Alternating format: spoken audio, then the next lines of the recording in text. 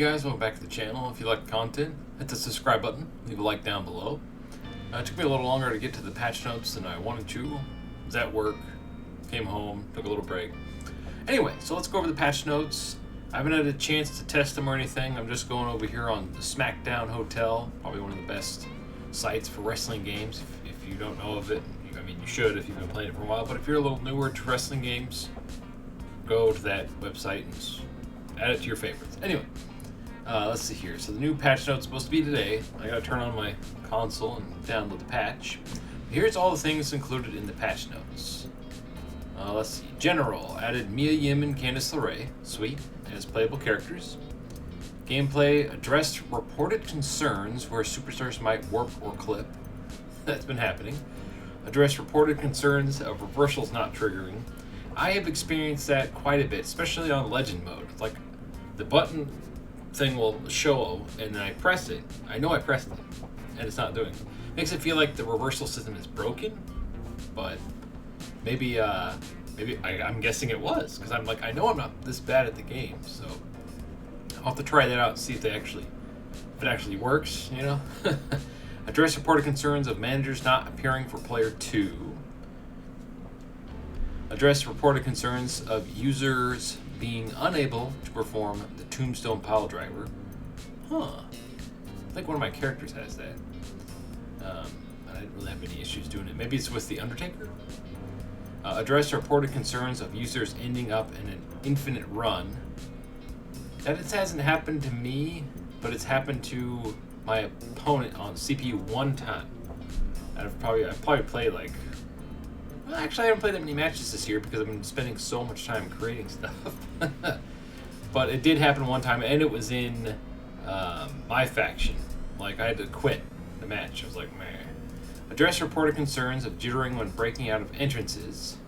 Yeah, a little bit. Address reported... I'm playing on PS5, by the way, so these might happen a lot on older gen or PC. PC is always a crapshoot. I don't know why. You think PC would be a little easier to make because it's pretty basically an open platform, but with all the anti-cheat stuff they put in there, I'm guessing that's what screws it up. Anyway, address reported concerns of running springboards not connecting. Some of them, yeah, I usually miss. Address reported concerns of limb damage not being accurate. Huh. I don't know about that one. Adjusted AI navigation? Is that where they get lost sometimes because they don't know what the heck's going on? Address reported concerns involving Zoe Stark's running knee when performed at ringside. I wonder if that's... Oh, I haven't tried that out yet. Okay. An attacker will now properly fall through the top of the cell during Suplex City. Okay. Diving attacks on the announcer's table can now be interrupted before the attacker climbs the top rope. Adjusted the breakout timing on Leg Sweep 2. Re-implemented exhausted finishers using the new fatigue system. I saw this on Smack Talk's video. Basically, like when you do the sweet chin music, you know how Shawn Michaels during a match he'd be like super tired and he'd just fall over without pinning him, and then they'd have to crawl over to try to pin him. They did that in old games. It looks like they're bringing him back, which is really cool. I hope they find a way to implement that to any finisher, not just certain ones. I don't know how that would work, because that would be really cool. Let's say you're super fatigued and you go to do whatever finisher you have and you just collapse, right? Because you're like, whoa, you barely got him up there. I think that'd be a really cool new system and would add to the immersion and the realism of the games. So I think that'd be really cool. All right, online. I don't really play online, but I'll go through it. Improved stability in online matches. Improved overall experience when joining a session or accepting invite. Improved overall experience with community creation, uploads, and downloads. Now that's awesome, because sometimes it'll just infinitely load, and I have to exit out the whole thing, go back in and research what I was looking for, especially if you're on it for a long time. At least you don't time out like you did in the original in 2K22.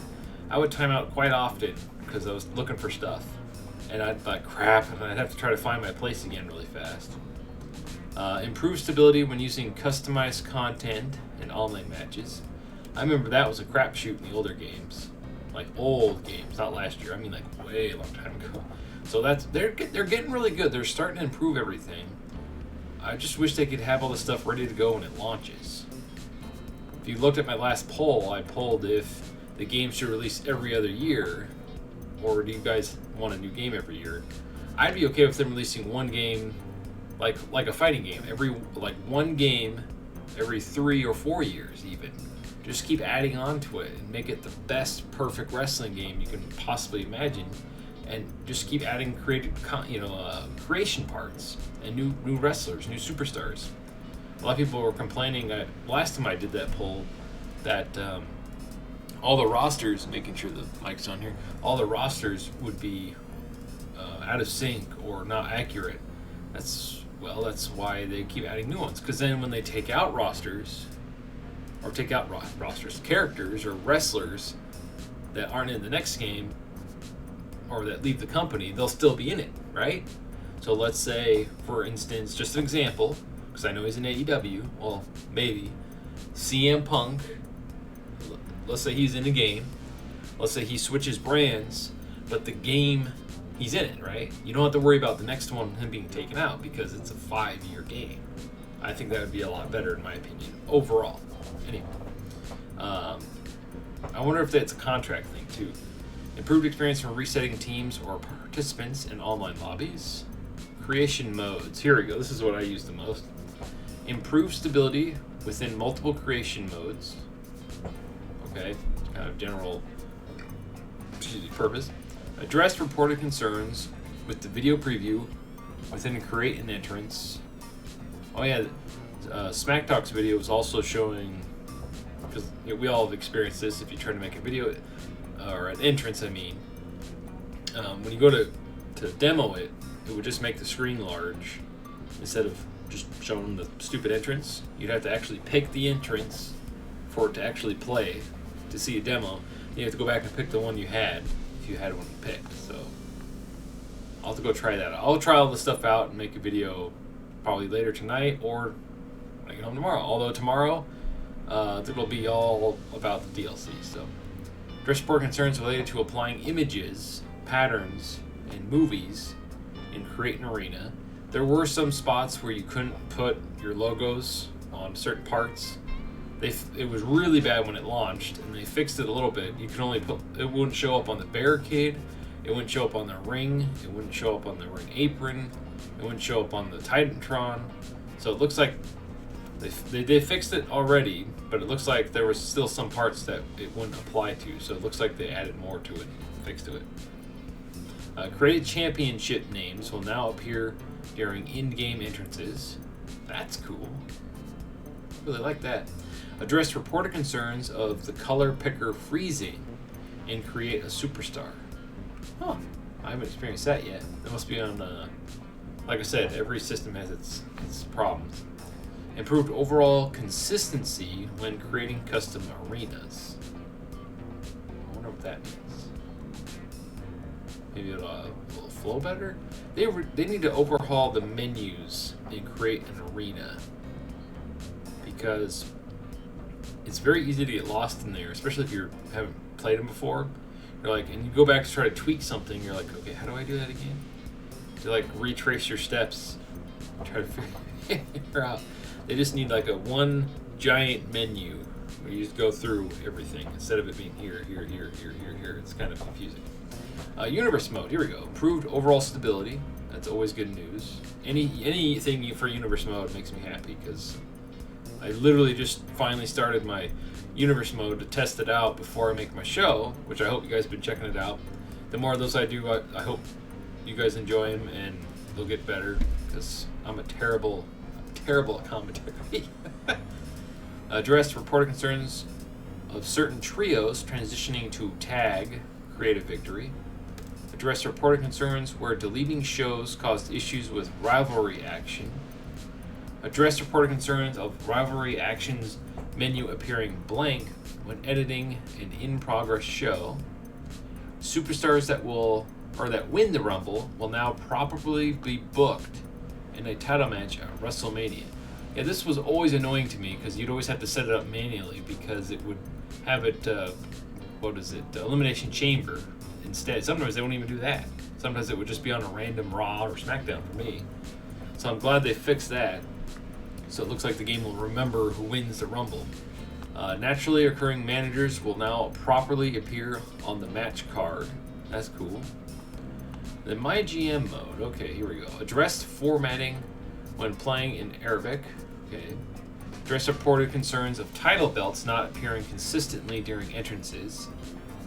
That happened in Universe mode too. Sometimes the custom belt wouldn't load during my character's entrance.